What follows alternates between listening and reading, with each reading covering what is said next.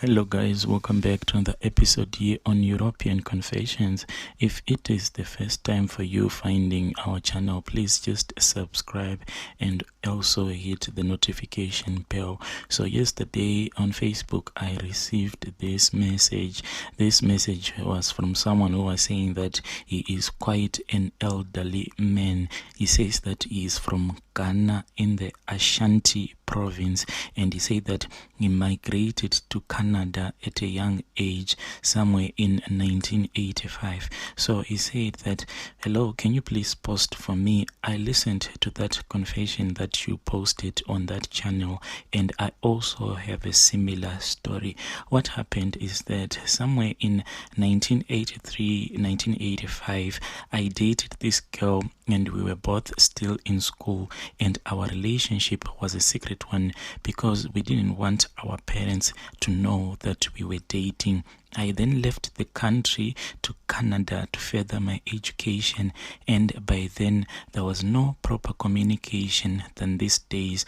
I then spent 6 years doing my degree. When I graduated, I came back home for a little while. Then the first thing that I wanted to do when I got home was to see my long-time girlfriend, whom I had left many years ago, and I had been missing her for quite a long time. And when I had left Ghana for Canada, I had promised her that no other woman was going to get in between us. And for all those years that I had been in Canada, I had been faithful towards my girlfriend, and she had promised me that no man was going to take my place. So the first thing that I did when I had arrived home, I rested for a little while. Then the whole village came to see me. You know what Africa is like when someone is coming from abroad.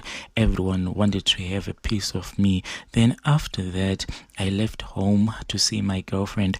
What surprised me is that why didn't she bother to come and see me? Those were the questions that were hitting me very hard each and every day.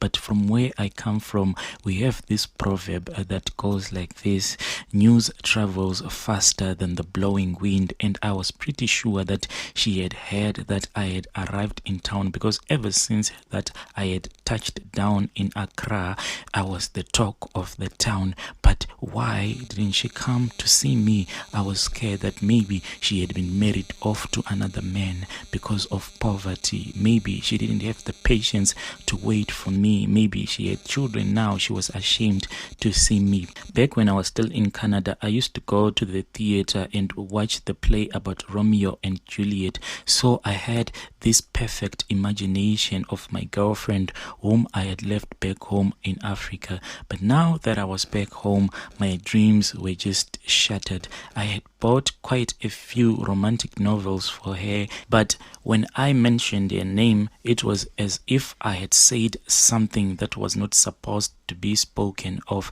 Everyone just went quiet. I asked my mother, is she married now? Does she have children? But my mother did not reply. There was a little bit of quietness in the house until one of my little sister, she just said to me, no, she is dead. Then she hit my sister with a wooden broom that it just broke in half. She was so angry at my little sister. She was like, "Nywe, nywe, nywe, I go slap that your uncircumcised mouth." Just to prove a point, I told myself that I was going to see my girlfriend. My mother was so against it, but I told her that I was now a grown up. I could make my own decisions. So as the sun was setting, I began to walk to the next village, to the place where my girlfriend was staying. It was a couple of kilometers. So by the time that I arrived at her place, it was past 7 p.m. But what shocked me is that when I arrived at her home, she was standing outside by the gate. But I asked her, why are you standing outside alone by this time of the night?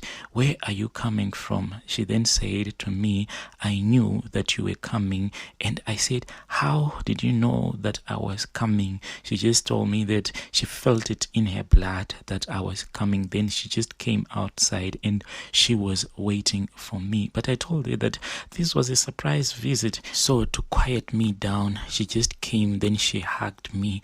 And as she was hugging me, I felt my heart melting as she was holding me.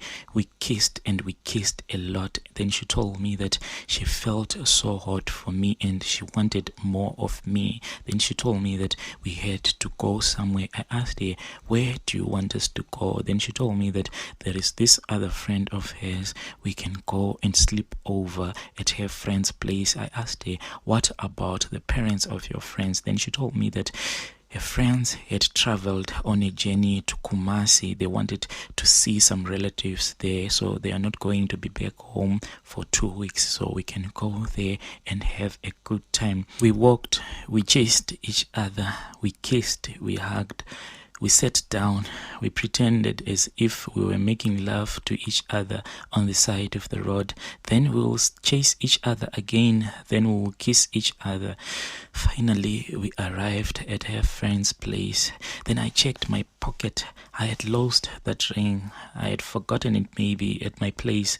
I was such a fool.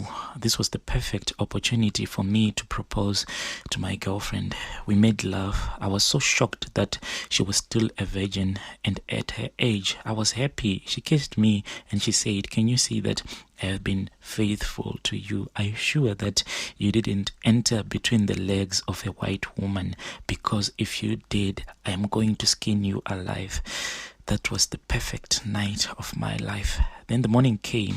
What I remember is that when I woke up, I looked at the beautiful golden sun as it was rising up. Then she came, she hugged me. Then she told me that you are no longer going to see me again. I looked at her and I said, my queen, what are you talking about?